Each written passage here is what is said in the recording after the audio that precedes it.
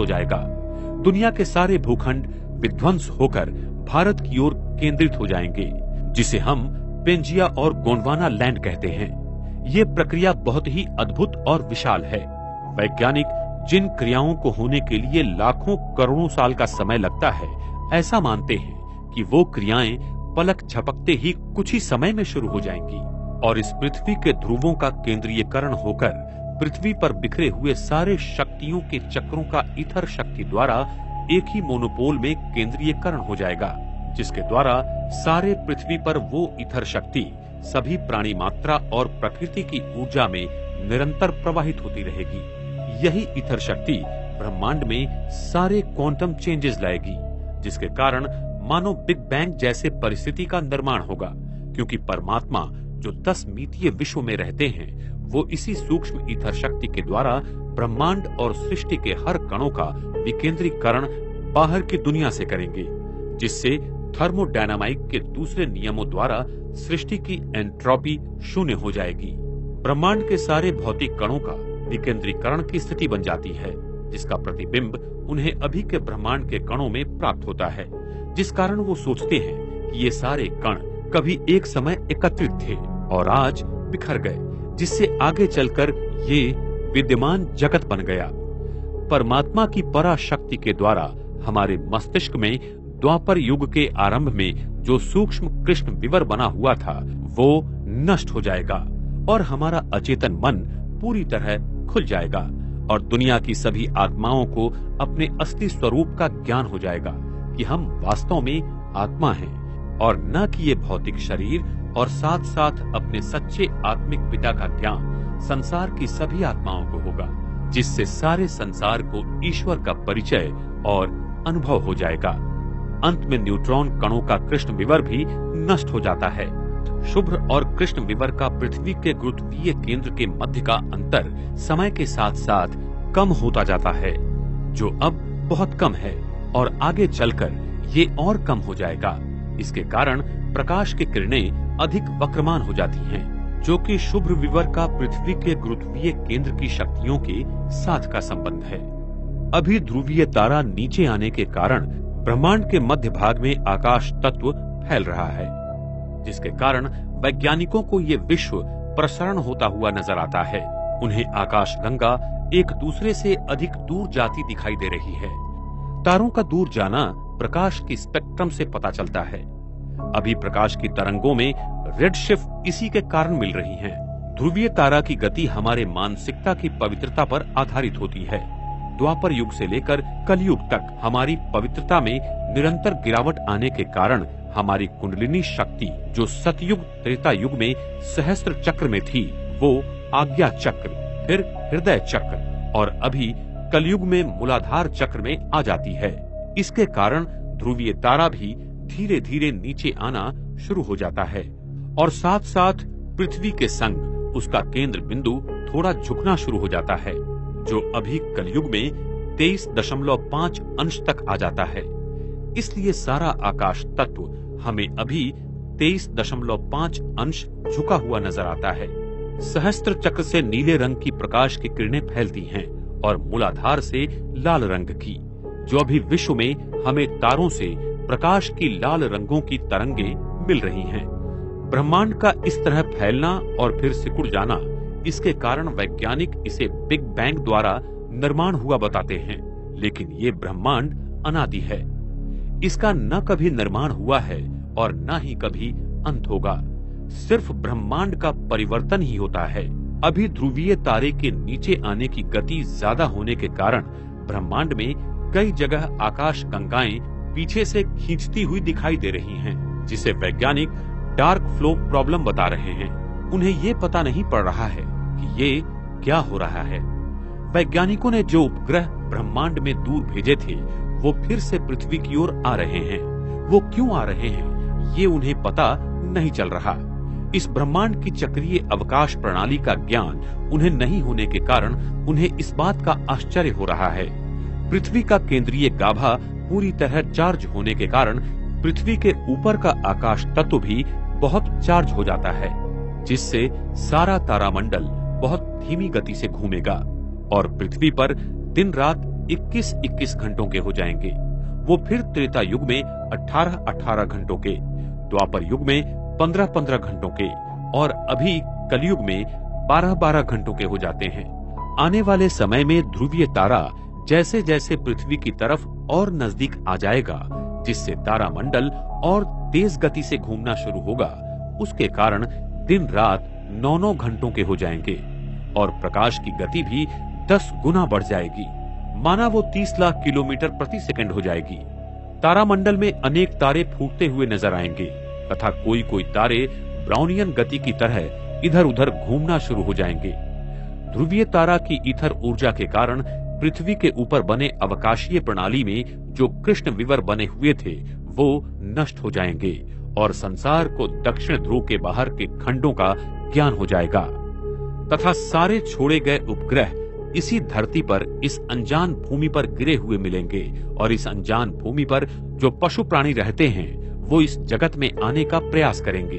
अभी भी उस जगत में डायनासोर जैसे प्राणियों का वास्तव्य है, जिसका निर्माण कलयुग की शुरुआत में पेशियों में जीवन ऊर्जा कमी होने के कारण प्रकृति की कार्बन तत्वों से शुरू हो जाता है। दक्षिण ध्रुव की विद्युत चुंबकीय शक्ति के कारण इस बार चक्रीय अवकाशीय भौगोलिक संरचना के कारण वो यहाँ आ नहीं सकते और हम वहाँ जा नहीं सकते।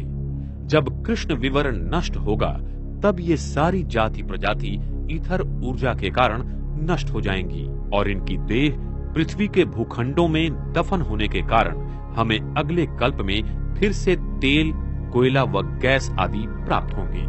अंत समय में वो वास्तविक रूप में डायनासोर्स को इस दुनिया में थोड़े समय के लिए घूमता हुआ जरूर देखेंगे। इस स्मृति के कारण आज लोगों ने इस पर बहुत सारी फिल्में बनाई हैं, जो होने वाली घटनाओं का सूचक उनके अवचेतन मन पर प्रभाव डालता था, जिसके कारण उन आत्माओं को ऐसी दृष्टि आई थी और उसके आधार पर ऐसी फिल्मों का निर्माण हुआ।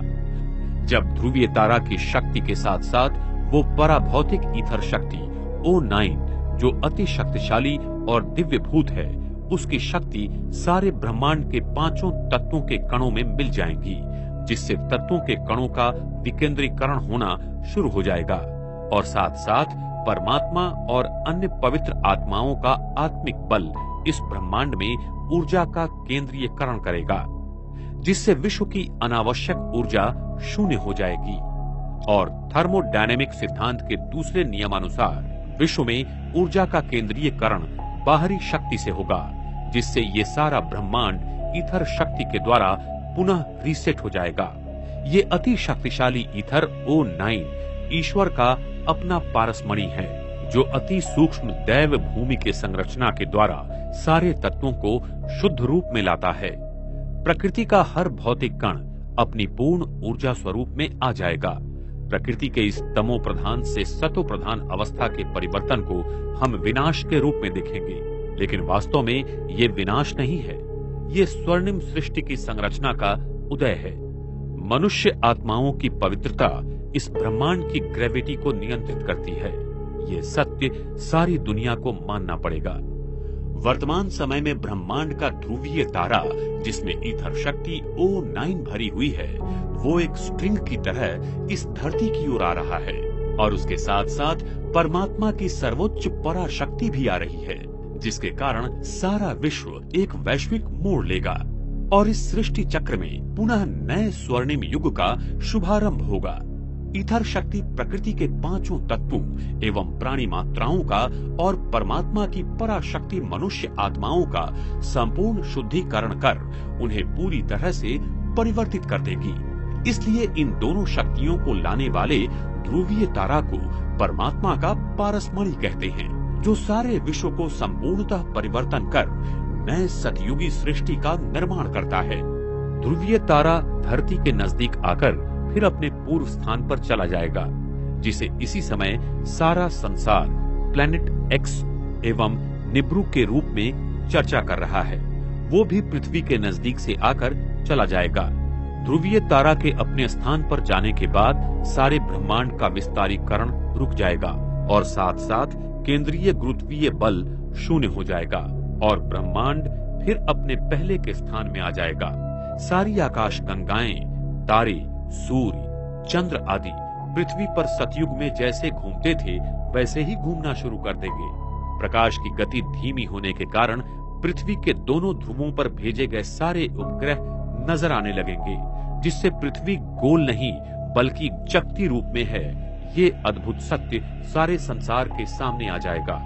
प्रकृति तथा विराट ब्रह्मांड की ये क्रिया अति विशाल और अद्भुत गोपनीय है, जिसे आज तक कोई नहीं जान पाया। ये सारे सत्य हमें आने वाले समय में प्रत्यक्ष मिलेंगे। माउंट आबू, सृष्टि परिवर्तन की प्रक्रिया का स्थान। पृथ्वी की सारी प्राचीन संस्कृतियां जैसे इजिप्ट के पिरामिड्स, ईस्टर आइलैंड, माया संस्कृति के पिरामिड्स आदि पृथ्वी के ले लाइन पर विकसित हुई हैं। प्राचीन संस्कृतियों ने इन्हीं स्थानों से पृथ्वी के चुंबकीय गाभा को ईथर ऊर्जा मिलने वाली वास्तुशिल्पों का निर्माण किया था, जिससे पृथ्वी को वो ईथर शक्ति मिल सके। अगर इन्हीं स्थानों को एक रेखा से जोड़ा जाए तो उस पर माउंट आबू, ये भारत का स्थान अरावली पर्वत में आता है। इस स्थान के अक्षांश और रेखांश देखा जाए तो 24 नॉर्थ अंश और 72 ईस्ट अंश पाए जाते हैं। ध्रुवीय तारा का पृथ्वी के साथ का 23.5 अंशों का झुकना और आकाश तत्व पृथ्वी के साथ 72 अंशों में उठना इसी माउंट आबू स्थान पर मिल जाता है, जो पृथ्वी का अभी केंद्र बिंदु है। तो विश्व परिवर्तन की प्रक्रिया यहीं से शुरू होती है। जिस प्राचीन राजयोग को सीखने की चाहत सारा संसार करता है, उसी राजयोग को सिखाने के लिए स्वयं सर्वोच्च परमात्मा शिव इस माउंट आबू की धरा पर आकर सारे विश्व का परिवर्तन कर रहे हैं। प्रकृति की होने वाली विराट परिवर्तन क्रिया की घटना को हम विनाश के रूप में देखेंगे। उस समय धरती का गुरुत्वीय केंद्र आबू पर्वत के नीचे होगा, जहां पारा भारी मात्रा में है, और यही गुरुत्वीय केंद्र उस परम धाम के शुभ्र विवर के गुरुत्वीय केंद्र से सरल रेखा में जुड़ जाएगा और विश्व की समस्त आत्माओं को परमात्मा धर्मराज के रूप में फिर से शुद्ध बनाकर वापस घर ले जाएगा। परम धाम के शुभ्र विवर का द्वार हर 5000 वर्ष के बाद खुलता है। ये एक रिवर्स क्लिकिंग मैकेनिज्म है जो अति अद्भुत है। जिस समय शुभ्र विवर का द्वार खुल जाएगा, तब सारी आत्माएं आबू पर्वत के केंद्रीय गुरुत्वीय स्थान से परम धाम की ओर वापसी की यात्रा करेंगी। इस भारत भूमि पर फिर से सतयुग शुरू होगा और श्री कृष्ण, श्री राधे की आत्माओं का जन्म होगा।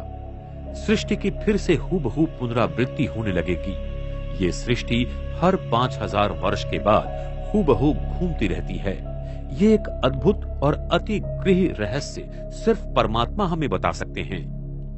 इस भारत भूमि पर स्वयं परमात्मा का दिव्य अवतरण पिछले 78 साल से हो रहा है, जो कि एक बहुत अद्भुत और दिव्य घटना है।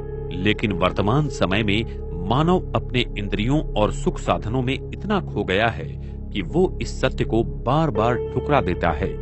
अंत में वो आत्माएं जिन्होंने परमात्मा को पहचाना और उसके कहने पर अपना जीवन व्यतीत किया, उसे आने वाले स्वर्णिम सृष्टि में परमात्मा देवी देवताओं के स्वरूप में ईश्वरीय जीवन बहाल करेगा।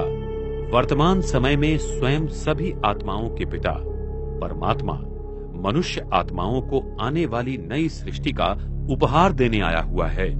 इसलिए हरेक आत्मा अपना उपहार उस परम पिता परमात्मा से लेकर स्वयं को ईश्वरीय शक्ति से भरपूर करे, जिससे इस पृथ्वी पर आने वाली स्वर्णिम सृष्टि में वो जाने के लायक बन सके तथा ईश्वर के इस महान कार्य में सहयोगी बनकर आने वाली स्वर्णिम सृष्टि का निर्माता बनकर अपना भाग्य बनाए।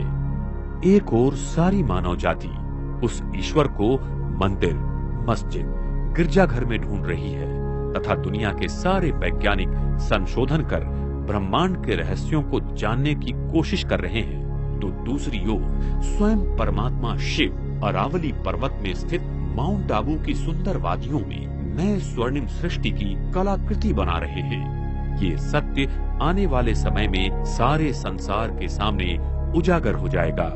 हाल ही में दुनिया भर के निकोला टेस्ला के चाहने वाले इस बात को मान रहे हैं कि वो महान वैज्ञानिक निकोला टेस्ला दुनिया में फिर से आएगा, क्योंकि टेस्ला ने खुद जुलाई 17, 1930 में कहा था, अभी नहीं, लेकिन भविष्य में उचित समय आने पर मैं कुछ ऐसी उद्घोषणा करूंगा जो कि आपने किसी परिकथा में भी नहीं सुनी होगी।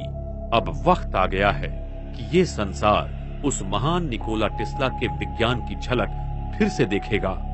निकोला टेस्ला का अनंतता और अमरत्व का विज्ञान दुनिया के सामने आने वाले समय में होगा।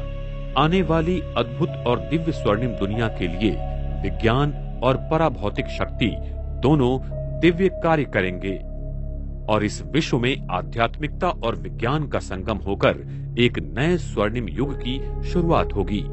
हम दुनिया के सभी वैज्ञानिकों को इस महान कार्य के लिए निमंत्रित करते हैं। इस फिल्म को देखकर आपके मन में जो भी अभिप्राय और शंकाएं हैं वो आप हमें जरूर लिखें।